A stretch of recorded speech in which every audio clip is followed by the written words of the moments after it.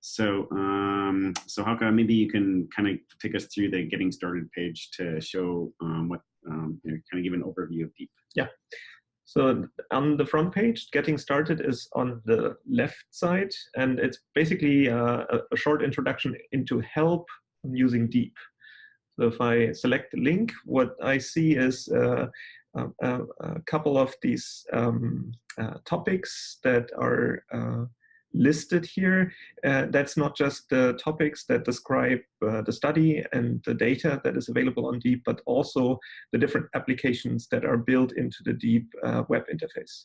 So you can see overview, plan, explore, limit, analyze.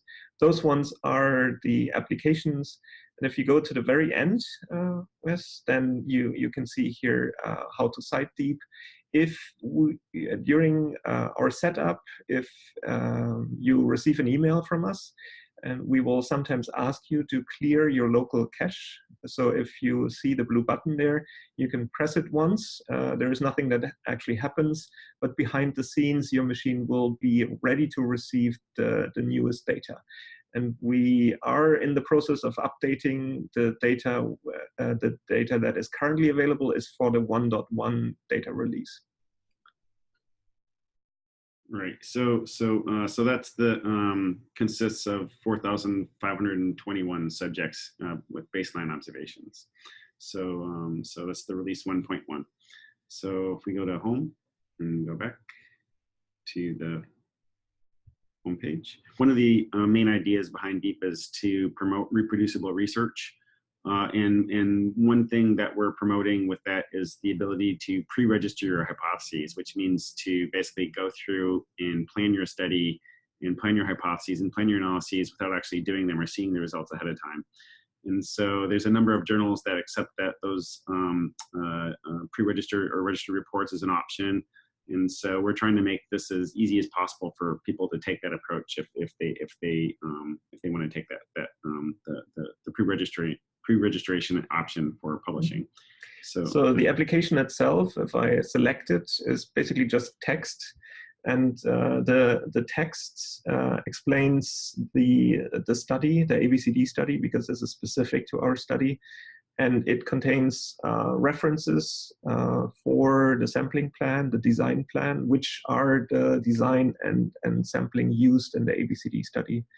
There is a section about the analysis plan and the scripts and how they are available that go into the analysis. The data is hosted by the National Data Archive, but there is a like a merging of the separate data dictionaries that are on ENDA that is used in order to generate the data set available on DEAP. So you can see the blue link there that's directly goes to all the different GitHub repositories, and one of them is one that outlines how the data is merged. So we'll click on that link later and show you in more detail the what's there. And just to be clear, that the data that are on DEAP are no different than the data that are available on ENDA in terms of the subjects and the measures that are available.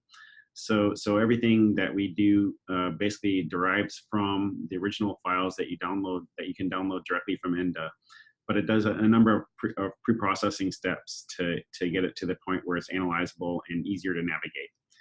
And all of those steps are in the GitHub repository, which we'll take a look at later. Yep. So this section is specifically about the hypothesis registration, and a link to a list of journals that support this workflow of registering first is available here on this page.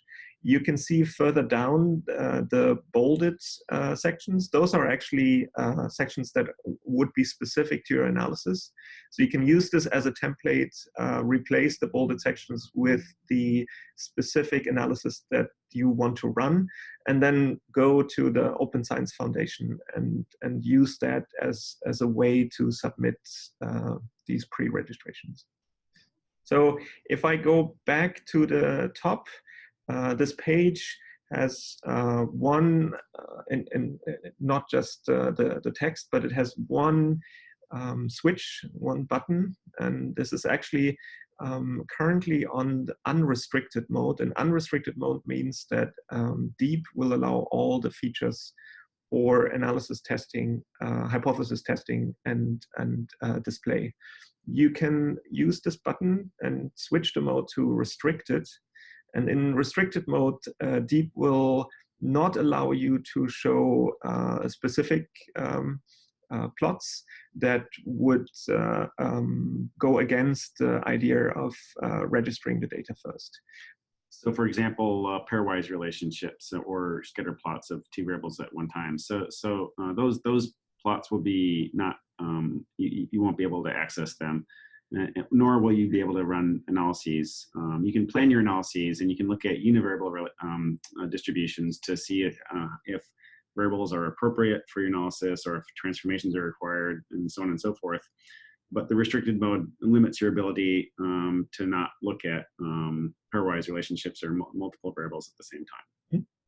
So when you log in the first time, you will be in an unrestricted mode, and this is the only way to toggle between these two modes. We will leave it for the purpose of this demonstration because we want to show you all the features in unrestricted mode. So we'll go back to the main page.